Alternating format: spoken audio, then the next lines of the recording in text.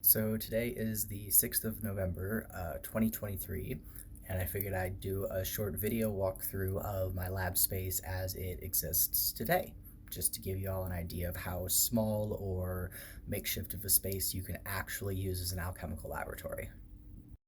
So this entire space is actually set up in a condo.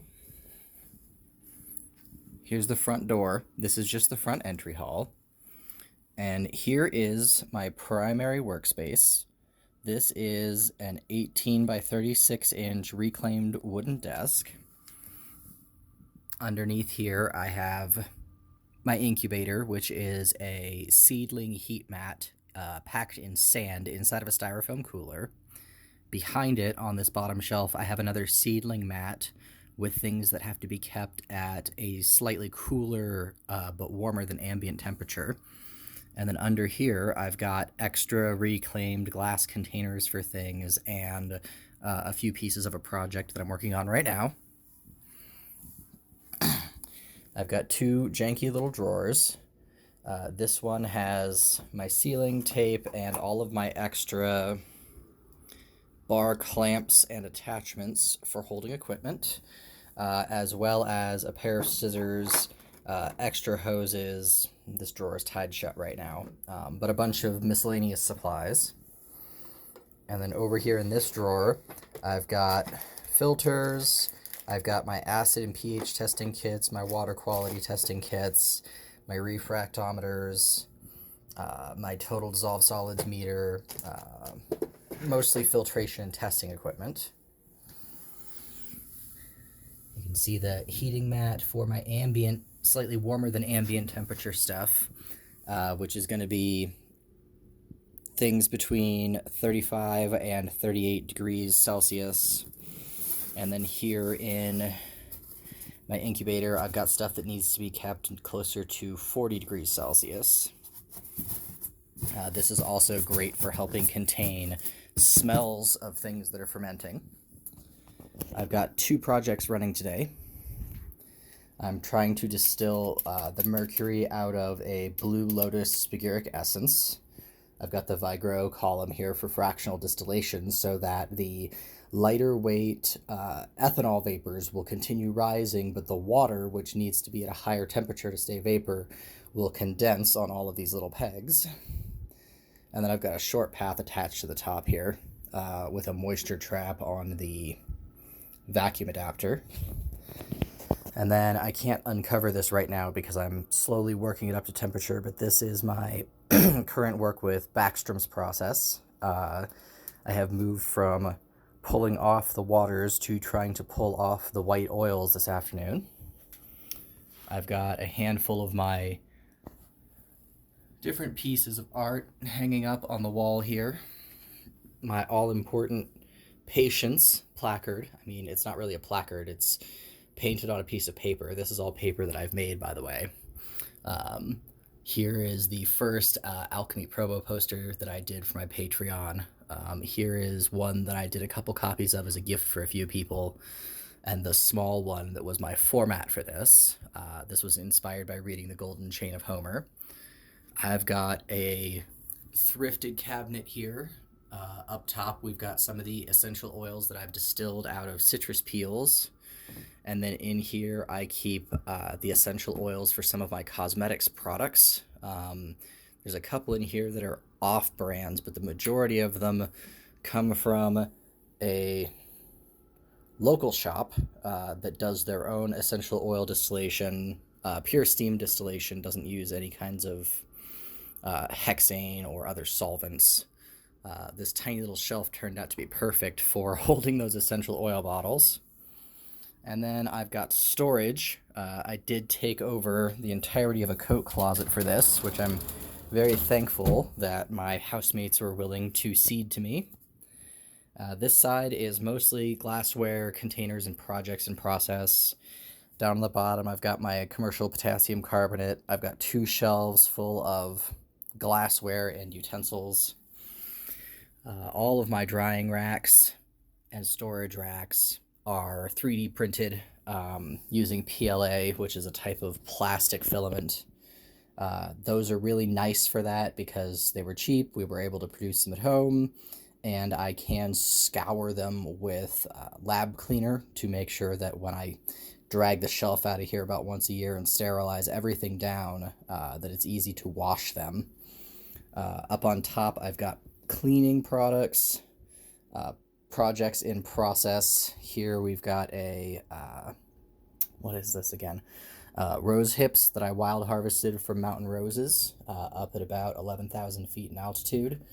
I've got citronella, which is soaking for essential oil distillation. This is one of the projects I'm doing this month to, kind of explain how a basic essential oil extraction works.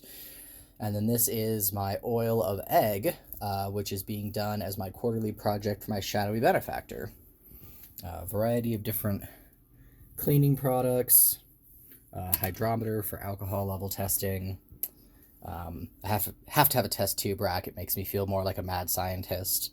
I mostly use the test tubes to store excess salts from different projects. This is extra salts from Ella Campaign from my last Spiguric Essence.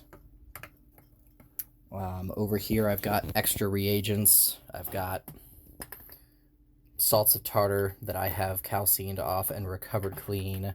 I've got my rectified spiritus vini or wine alcohol, commercial Everclear, some containers of distilled water, some other containers of alcohol. Up top, I've got all the paper that I've made. This paper is for sale on my Etsy. It is all recycled paper pulp that I've made into large, I don't remember the dimensions right now, but they're huge sheets. They're all this size. This is what I do my alchemy posters on. I've got product labels for my cosmetics, some packing and shipping materials, containers. This is my most recent batch of grape wine. It is fermenting away real slowly. Up top, I've got extra containers. And then over here on the other side, which is less convenient to get to because it's almost impossible to work over here without blocking our doorway, I've got larger things being stored. I've got the materials for my next Spiguric Essence set aside. I've got my 1 gallon growlers for the secondary fermentation on wine, some extra boxes for shipping.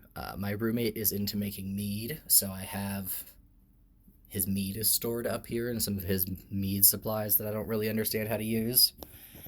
And then on this side, I've got finished cosmetics, supplies for cosmetics, supplies for arnica, salve, supplies for different salves. I've got the massive container of all of the currently finished tinctures and essences. These are what is listed as gift options each month. Y'all can see that I have quite a lot of them. I'm hoping to begin selling these on my shop within the month. I've discovered that if I can offer these for sale in, like little 2-ounce dropper bottles, I have to get custom labels printed up for them. But I can sell them as a novelty item or for research purposes, which moves them firmly outside of the category of herbal supplements, which the FDA regulates in a funky way. Spigurics and alchemical products don't really exist inside of any regulatory framework, and trying to sell things outside of an appropriate regulatory framework is a great way to get shut down. So I've been very not in a rush to figure out how to put these up for sale for people. Moving on, I've got herbs. Most of these come from the local shop. These are all extra herbs that are waiting for various projects. I've got some of the things that I have harvested myself locally. Moving down, we have all of the thunderstorm water that I gathered early in the summer for my project for Gur and the Arceus of Water. I've got the container where I used to keep large quantities of distilled water. It's been the better part of a year since I've actually had enough distilled water to justify storing anything in here. And then I've got massive containers full of clean, empty 2-ounce cobalt glass bottles with droppers. Down here on the bottom, I keep my bigger bits and bobs, calcining dish, crock pot for salves and cosmetics, buckets for water circulation. We've got a microscope. This is where my blender lives. This is where my paper making supplies live. And so just to give y'all an idea, my entire laboratory is literally a coat closet and a tiny reclaimed desk in a hallway.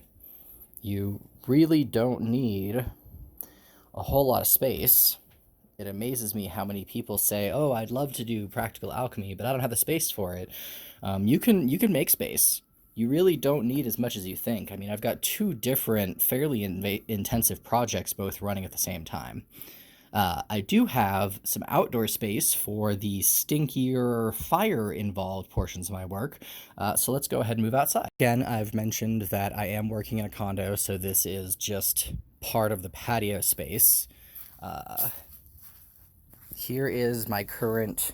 Everything has been moved off of the workbench because I was making paper yesterday and I needed this surface.